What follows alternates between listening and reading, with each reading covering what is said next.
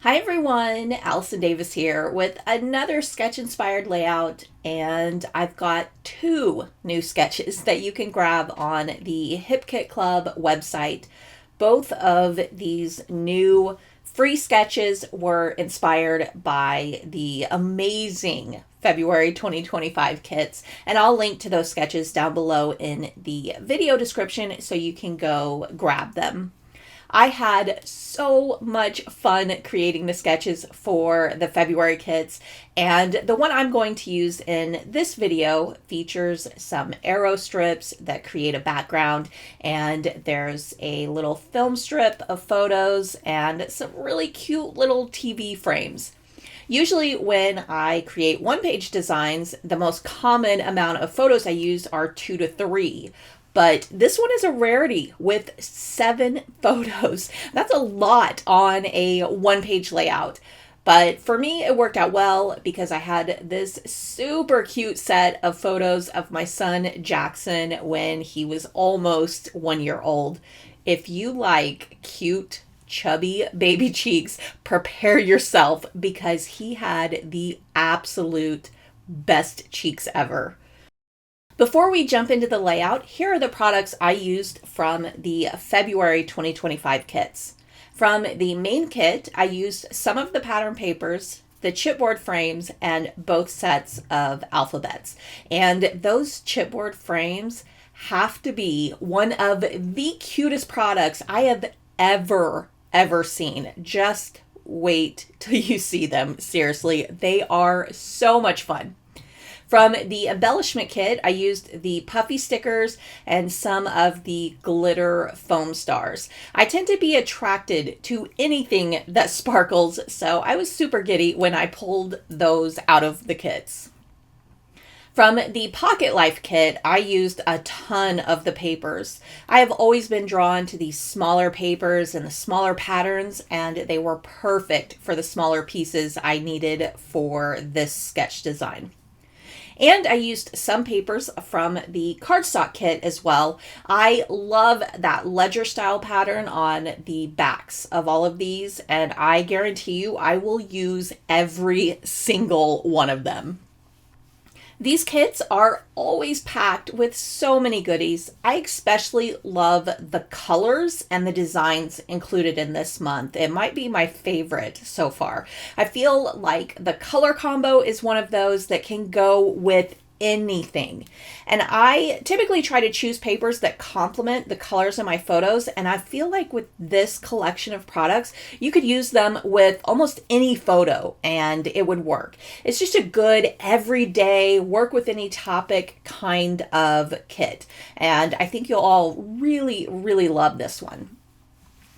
If you are interested in subscribing to Hip Kit Club kits, there are some great perks. Once you subscribe, you get a 15% discount on all add-on kit purchases and free shipping for add-on kits that are shipped along with your main kit. And you also get free cut file downloads, which is always awesome. And if you don't subscribe, you can still purchase individual kits and cut files. You should definitely go check out all of the HKC kits. And if you want to subscribe, I have a link and discount code that you can use for 10% off. So now let's go ahead and jump into the layout I'll be making with the new free HKC sketch. First, I am going to make those larger arrow pieces. I like to make these by making a template piece first out of scrap cardstock. Now, if you have a die cutting machine, you could do them that way, but I always like showing the most accessible way so that you can make these no matter what supplies you have. I first cut a strip that has the same width as the measurements listed on the sketch for these arrow pieces. Then I'm going to make a pencil mark at the bottom middle of the strip, and this is where the point of the arrow strip is going to be. Then I made a pencil mark on the left and right edges that will create the angle for the lines that go to that middle point. Then I want my strips to be 1 inch wide, so I'm going to make a second round of pencil marks that are 1 inch above those first 3 marks. Now, the first time I did this, I wasn't happy with the angle, so I replaced the pencil marks so that I had a deeper angle for the arrow strip. Then I just connect all of those dots with my ruler and a pencil, and that gives me my little arrow piece. All I have to do is cut it out with scissors, and now I can use this piece as a template. I picked out all of the different pattern papers that I wanted to use for the arrow strips. I'm using the 6x8" pattern papers because I love that the prints are smaller, so they work really well for smaller pieces like this. I am cutting the pattern papers to the width of the arrow strips first, and then I use the template piece to trace onto the back side of the pattern. And then I just cut along the lines with my scissors. And then I just repeat this method with each pattern paper that I want to use. So the sketch has 4 sections of arrow strips that are all made up of smaller pieces, but I'm going to change that a little for my layout. I did do the individual pieces of the larger section, but I wanted to go with the single larger strip in place of the smaller ones. So to do that, I'm cutting the strip to the same width as the sketch arrow strips, and then I'm going to show you a little trick to get that point and notch to create an arrow strip. I like to use a hexagon punch and turn it upside down so I can see where I'm punching. Then I slide the strip inside the hexagon punch and center it with the point, and then punch to get my pointed arrow end. And then I can use the other end, slide my strip into the punch, line it up with the edge there, and then punch to create that notch end. This is a super easy way to do this, and then you end up with perfectly angled pieces. Now I'm going to start adhering everything down. First, I'm adding the larger individual arrow pieces, and I'm using my OmniGrid ruler to help me get them straight and evenly spaced. I tend to be a sucker for equal margins, so I like to take my time with details like this. To ensure that the top and bottom has the same margin, I adhere those top and bottom pieces first, and they have the same distance from the end of the strip to the edge of the layout. And then I fill in the rest with equal spacing, or at least as close to equal spacing as I can get just by eyeballing it. Next up, I'm going to add the single arrow strips, and I follow quite close to the sketch for the placement of these. There is one that goes to the right of the strips that are already adhered, and then there are 2 that are overlapped on the left edge. The beauty of using this ledger style paper is that the lines make it really easy to get things straight. I really appreciated that during this part of adding those strips. With all of those background pieces down, next I'm going to add my lines for the stitching I want to do.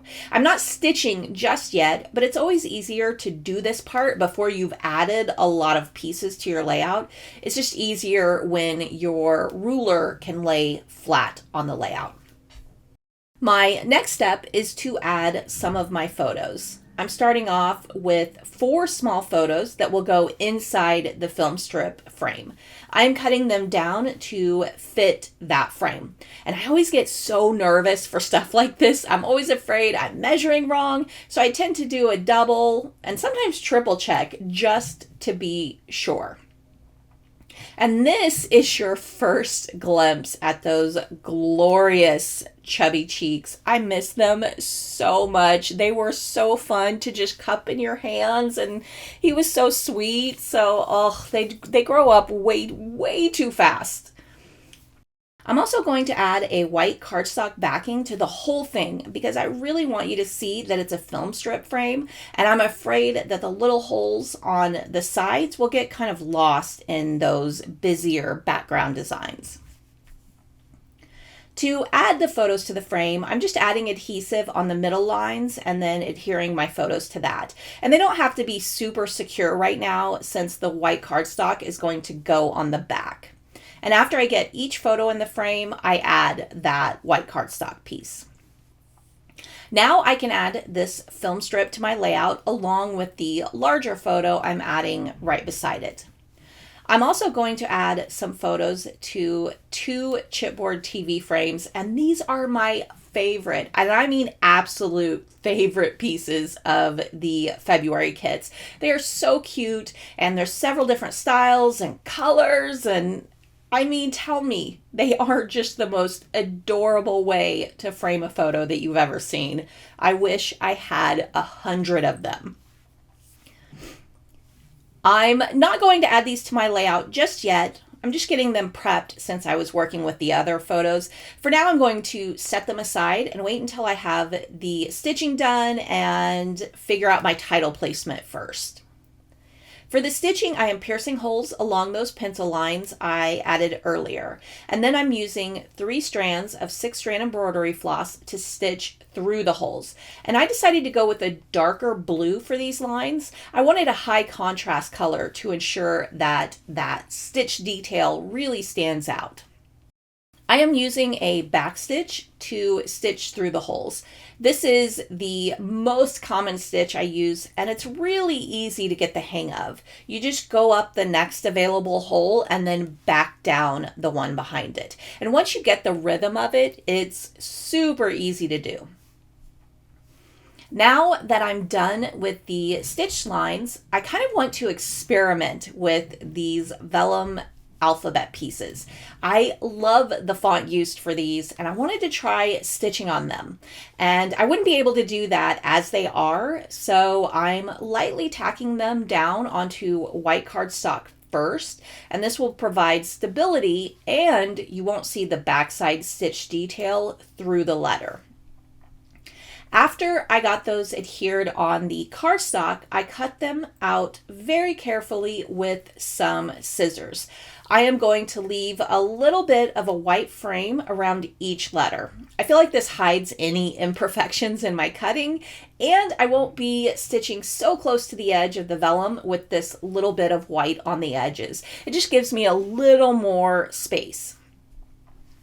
With those letters cut out, next I'm going to lightly sketch an outline.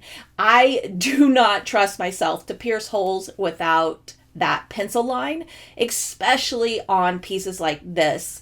Thankfully, it's easy to mark on vellum and it erases without any smudges or left behind pencil lines. Then I pierce the holes along the pencil lines, and again, I'm stitching using a backstitch. For these, I'm using a color of thread that is a few shades darker than the color of the letter. I really want the stitch detail to stand out. Next, I'm adding those TV frames and my title. I'm going to use foam adhesive for both of these frames and the title. After the frames are added, I'm using a foam adhesive square to group the title letters together. They overlap slightly, so doing this makes it easier to fit it together with the foam adhesive, and then I adhere it to the bottom edge of the photos all as one piece. For the second part of my title, I am adding the words "watching you" with these orange glitter foam alphabet stickers. I love the size of these and how perfect they were for the longer portion of my title. Now we can get into the finishing touches of the layout. I'm going to add these puffy arrow pieces from the Puffy Stickers package, and I'm going to use them to create a visual triangle and frame all of these important elements on my layout. Then I'm going to add some of those glitter foam stars. These are so fun and so glittery. They made for the perfect little detail to add throughout this design. And the very last detail I added was my journaling. Like I mentioned earlier, the colors and designs of this month's kits are just so adaptable and workable for almost any theme or photos. I can see myself using this collection of products over and over on a wide variety of topics. It's just one of those staple collections that everyone should have. Thank you so much for watching, and I'll see you next time.